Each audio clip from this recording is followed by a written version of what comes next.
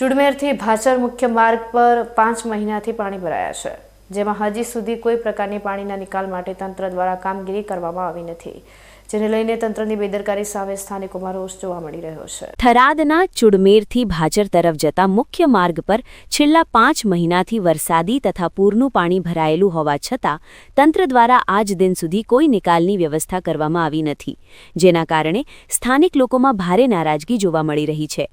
આ માર્ગ પરથી પસાર થતા વિસ્તારના ભાચર, ઈઢાટા, ભોરલ, દયાપ સહિતના ગામડાઓના લોકો રોજબરોજ અવરજવર કરે છે, પરંતુ રોડ ઉપર હજુ પણ 3 ફૂટ જેટલું પાણી ભરાયેલું હોવાના કારણે લોકોને ચાલવામાં ભારે મુશ્કેલીનો સામનો કરવો પડી રહ્યો છે। પાણી ભરાવાના કારણે રોડની હાલત બગડી ગઈ છે અને અકસ્માતનો ભય પણ સતત મંડરાઈ રહ્યો છે। તેમ છતાં સંબંધિત તંત્ર આંખ આડા કાન કરે જાણે તમાશું જોઈ રહ્યું હોય તેવી સ્થિતિ સર્જાઈ છે। સ્થાનિક લોકો દ્વારા અનેક વખત મૌખિક રજૂઆતો છતાં કોઈ અસરકારક પગલાં લેવાયા નથી, જે તંત્રની ગંભીર બેદરકારી દર્શાવે છે।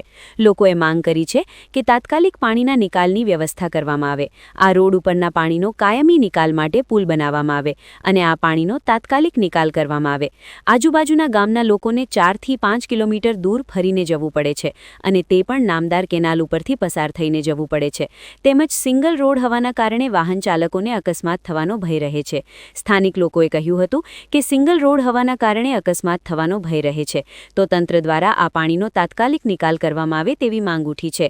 હવે જોવાનું એ રહ્યું કે તંત્ર દ્વારા આ પાણીનો ક્યારે નિકાલ કરવામાં આવશે। સાહેબ, આ રસ્તા માટે તો બહુ રજૂઆતો કરી, પણ આ રસ્તાનો પ્રોબ્લેમ હજુ સોલ્વ નથી થયો।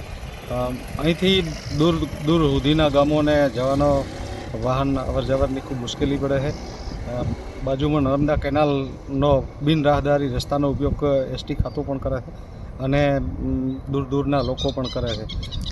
ચુડમેરથી દોલતપુરાનો જે રોડ બન્યો છે એ સિંગલ પટ્ટી છે, એટલે અવરજવરમાં ટ્રાફિક જામ થાય છે, એક્સિડન્ટ પણ થાય છે।